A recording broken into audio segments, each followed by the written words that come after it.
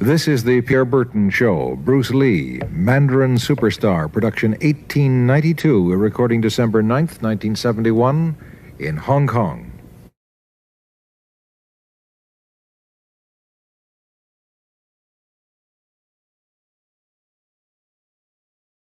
Bruce Lee faces a real dilemma. He's on the verge of stardom in the United States with a projected TV series on the horizon, but he's just achieved superstardom as a film actor here in Hong Kong. So what does he choose, the East or the West? It's the kind of problem most budding movie actors would welcome. It's the Pierre Burton Show, the program that comes to you from the major capitals of the world. This edition comes to you from Hong Kong. And Pierre's guest is the man who taught karate, judo, and Chinese boxing to James Garner, Steve McQueen, Lee Marvin, and James Coburn. The newest Mandarin superstar, known in the West for his appearances in Batman, The Green Hornet, Ironside, and Longstreet. His name is Bruce Lee, and he doesn't even speak Mandarin. And here's Pierre. Well, how can you play in Mandarin movies if you don't even speak Mandarin? How do you do that? Well, first of all, I speak only Cantonese. Yeah. So, I mean, there is quite a difference as far as pronunciation and things like that go. So somebody else's voice is used, right? Definitely, definitely. You just make the words. Doesn't that sound strange when you go to the movies, especially in Hong Kong, in your own town, and you see yourself with somebody else's voice? Well, not really, you see, because most of the Mandarin picture done here are dubbed anyway. They're dubbed anyway? Anyway. I mean, disregard. I mean, they shoot without sound. So it doesn't, make any difference. Your lips never quite make the right words, do they?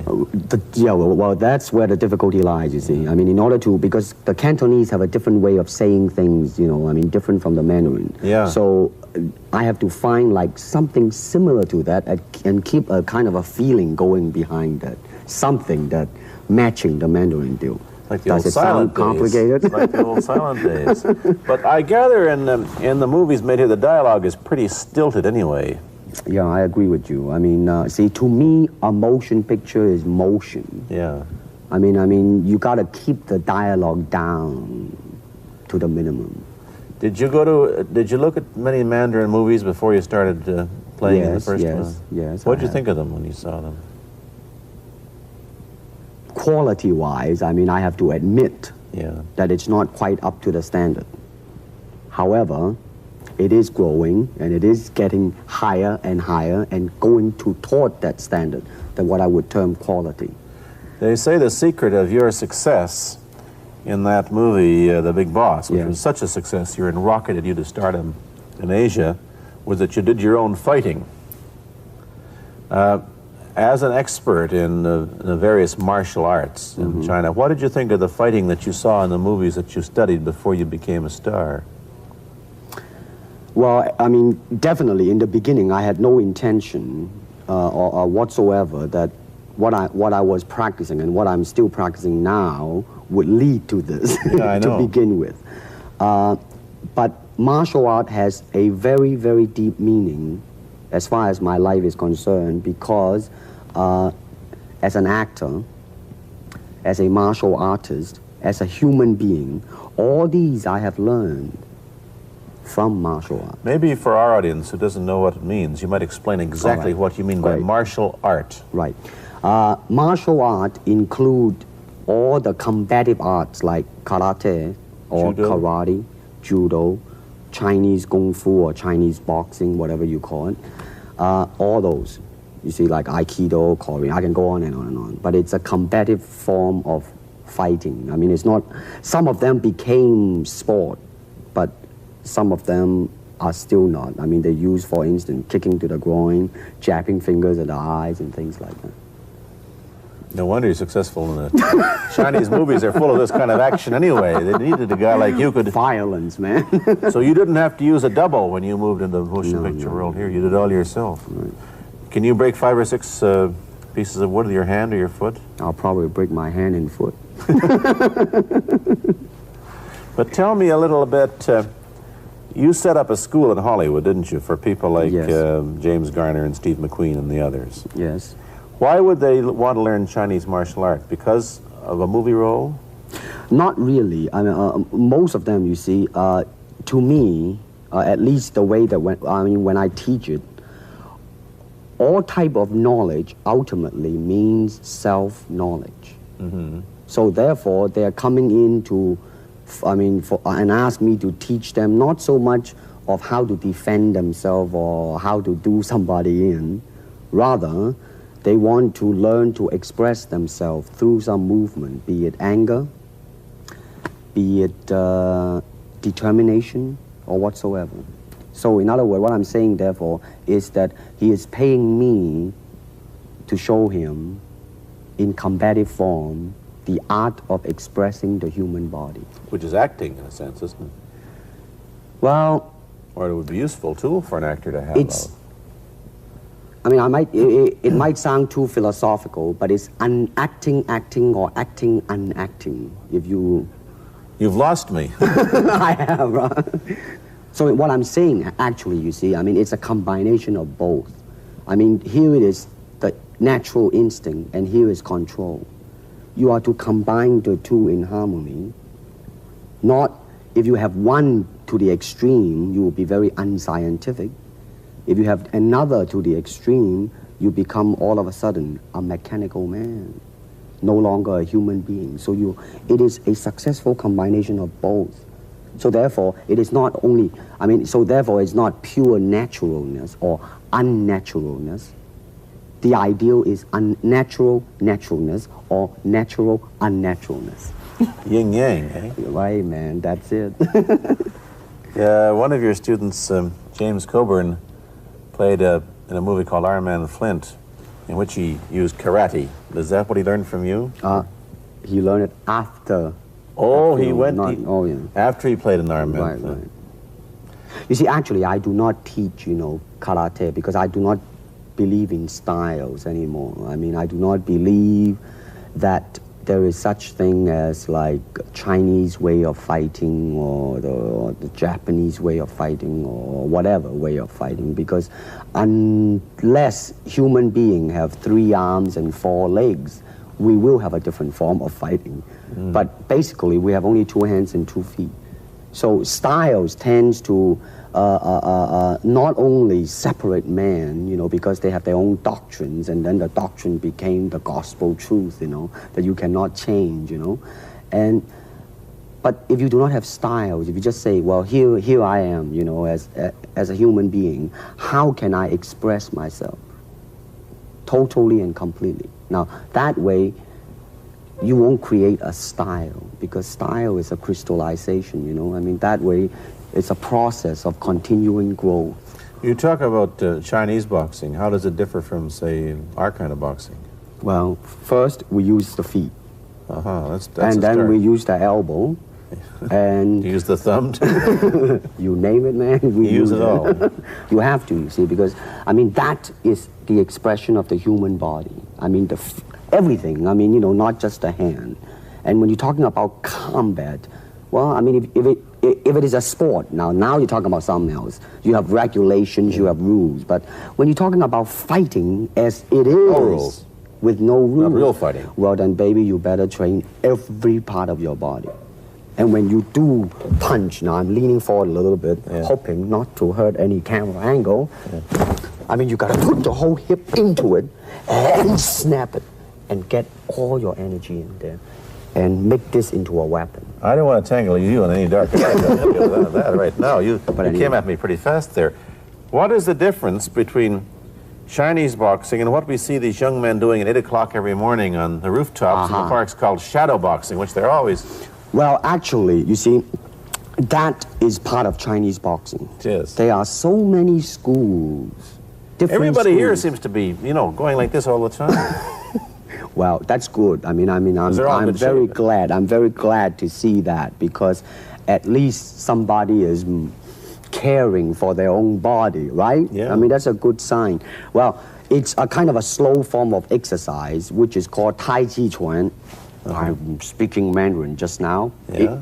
Cantonese, Tai Chi Kun, okay? I see. And it's more of an exercise for the elderly, not so much for the young. Give me a demonstration. Show me. Can you do a little bit of it? Just so the hand-wise, it's very slow. Oh, is it? and you push it out, but all the time you are keeping the continuity going, bending, stretching, everything. You know, suppose, you know, I mean, you just keep it moving. It's like a ballet dancer there. Yeah, it is. I mean, to them, you see, the idea is running water never grows stale. So you got to just keep on flowing. Of all your students, famous, James Garner, Steve McQueen, Lee Marvin, James Coburn, Roman Polanski, which was the best, who adapted best to this Oriental form of exercise and defense? Well, depending, okay? Now, as a fighter, Steve McQueen, now, he is good in that department because that son of a gun got the toughness in him. Yeah. I see it on the screen. I mean, he would say, all right, baby, here I am, man. You know, and he'll do it. Yeah. Now, James Coburn is a peace-loving man. Yeah, I met him. Right? I mean, you've met him. I mean, he's really, really nice. I mean, super mellow and all that. I mean, you know, I mean, now, he appreciates the philosophical part of it. Therefore, his understanding of it is deeper than Steve. So it's really hard to say. You see what I'm saying now? I see. I mean, it's different. So that's, I mean, depending on what you see in it. Interesting that we don't, in our world, and haven't since the days of the Greeks who did, combine philosophy and art with sport. But quite clearly, the Oriental attitude is that the three are facets of the same things. Man, listen, you see, really, to me, okay, to me, ultimately, martial art means honestly expressing yourself. Now, it is very difficult to do. I mean, it is easy for me to put on a show and be cocky and be flooded with a cocky feeling and then feel like pretty cool and all that. Or I can make all kinds of phony things, you see what I mean, blinded by it. Or I can show you some really fancy movement. But to express oneself honestly, not lying to oneself, and to express myself honestly, now that, my friend, is very hard to do, and you have to train. You have to keep your reflexes so that when you want it, it's there. When you want to move, you're moving. And when you move, you are determined to move. Not taking 1 inch, not anything less than that. If I want to punch, I'm going to do it, man, and I'm going to do it, you see. So, I mean, so that is the type of thing you have to train yourself into it, to become one with the, you think? Yeah, this is very un-Western, this attitude. I want to ask you about your movie and TV career, but first we'll take a break. Then I'll be back with Bruce Lee. I've been talking to Bruce Lee mainly about the Chinese martial arts, which include things like Chinese boxing, karate, and judo, which is what he taught when he was in Hollywood after he left the University of Washington, where he studied, of all things, philosophy, if you can believe that. He did, but that perhaps you understand why the two go together from the first half of this program. And you can perhaps understand how he got into films. He knew a lot of actors, but I'm told that you got the job on the Green Hornet, where you played Cato the chauffeur, mainly because you're the only Chinese-looking guy who could pronounce the name of the leading character, Britt Reed. I meant that as a joke, of course. And it's a heck of a name, man. Yeah. I mean, every time I said it at that time, I was super conscious. I mean, really now, that's another interesting thing, huh? Let's say if you learn to speak Chinese. Yeah. And it's very, I mean, it's not difficult to learn and speak the word. The hard thing, the difficult thing, it's behind what is the meaning, what brought on the expression and feelings behind those words. Like when I first arrived in the United States, and I look at a Caucasian, and I really would not know whether he was putting me on or is he really angry, because we have different way of reacting to it. See, those are the difficult things, you see. It's almost as if you came upon a strange race where a smile didn't mean what it does to us. In fact, a smile doesn't always mean the same, does it? Of course not. Yeah, I just thought of that. Tell me about the big break when you played in Longstreet. I must tell the audience that Bruce Lee had a bit part or a supporting role in the Longstreet series, and this had an enormous effect on the audience. What was it? Well, you see, the title of that particular episode of Longstreet is called The Way of the Intercepting Fist. Now, I think the successful ingredient in it was because I was being Bruce Lee. Yourself. Myself, right.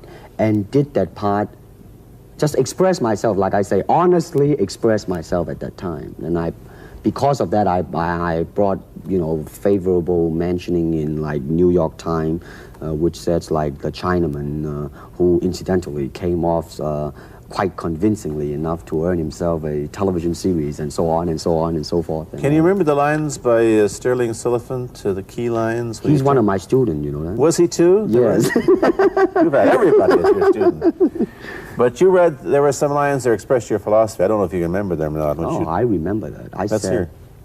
This is what it is, okay? You're talking to Longstreet, played by James Francesca. I said, empty your mind. Be formless, shapeless, like water. Now you put water into a cup, it becomes the cup. You put water into a bottle, it becomes the bottle. You put it in a teapot, it becomes the teapot. Now water can flow or it can crash. Be water, my friend. Like that, you see? Oh, I see. I get the idea. I get the power behind it.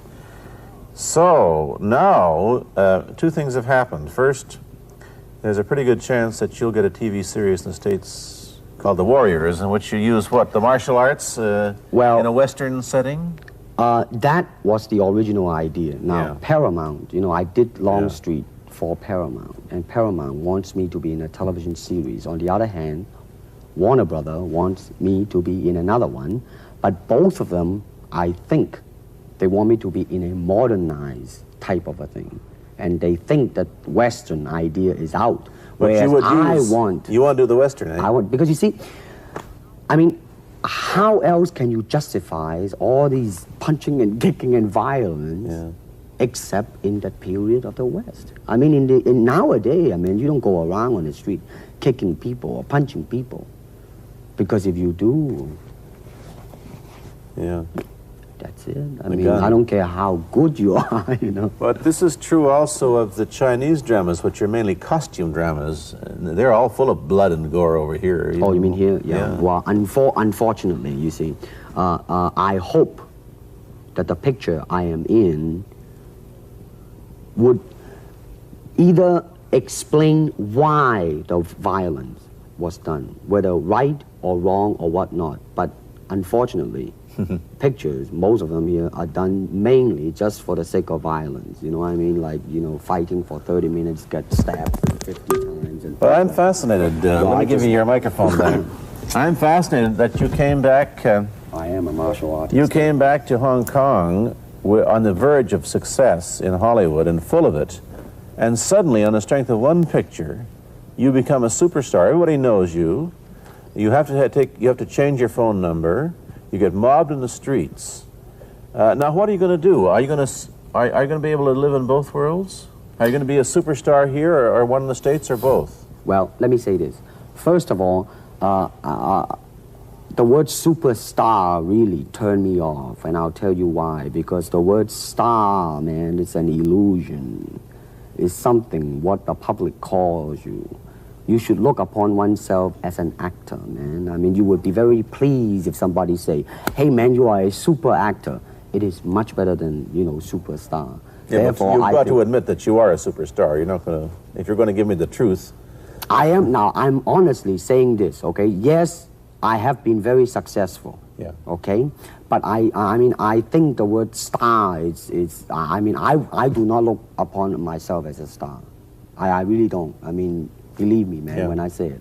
I'm not saying it because what are you going to do? Let's get back to the question. Okay. Are you going to stay in Hong Kong and be famous? Or are you going to go to the United States and be famous? Or are you going to try and eat your cake and have it too? I am going to do both because, you see, I have already made up my mind that in the United States, I think something about the Oriental, the true Oriental should be shown.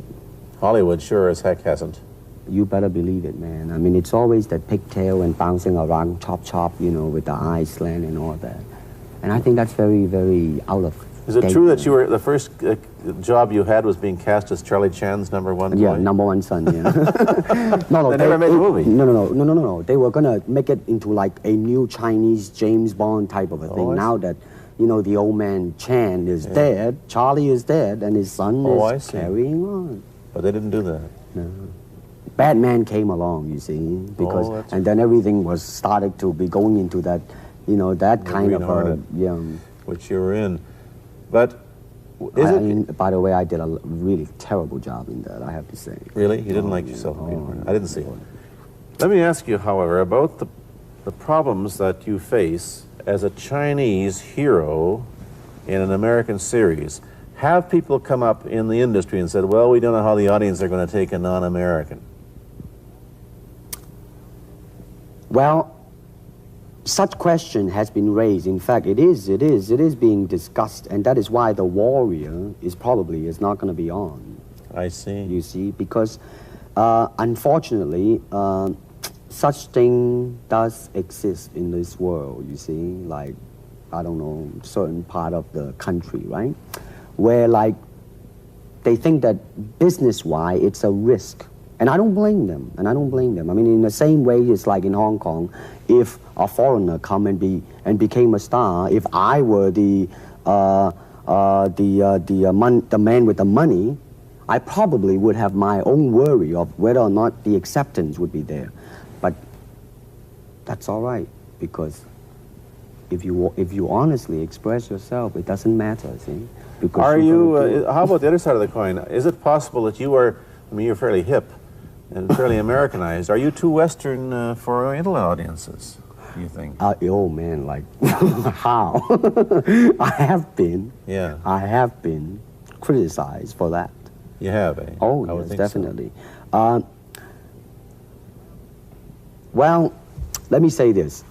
When I do the Chinese film, I'll try my best not to be as American as I, you know, have been adjusted to for the last 12 years in the States. But when I go back to the States, it seems to be the other way around. You know what I mean? You're too exotic, eh? Yeah, man. I mean, they're trying to get me to do too many things that are really for the sake of being exotic. You understand what I'm trying to say? Oh, sure. So it's really, I mean, it's when you live in both worlds, it brings us problems as well as advantages, and you've got both. Time to go to a commercial. I'll be back in a moment with Bruce Lee. Let me ask you whether the change in attitude on the part of the Nixon administration towards China has helped your chances of starring in an American TV series. Well, first of all, this happened before that. Yeah. But I do think that things of Chinese will be quite interesting for the next few years. I mean, not that I'm politically, you know, inclining toward anything. You know, no, I understand that. I'm just wondering. But I mean, once the opening of China, you know, I mean, that it will bring more understanding. Yeah. More things that are, hey, like different, you know? And maybe in the contrast of comparison, some new thing might grow. So therefore, I mean, it's a very rich period to be in. I mean, like if I were born, let's say, 40 years ago. Yeah. If I have a thought in my mind, I said, boy, I'm gonna star in a movie or star in a television series in America. Well, that might be a vague dream, but I think right now, maybe, man. You still think of yourself Chinese, or do you ever think of yourself as North American? You know what I want to think of myself? As a human being. Because, I mean, I don't want to sound like, you know, as Confucius say, but under the sky, under the heaven, man, there is but one family.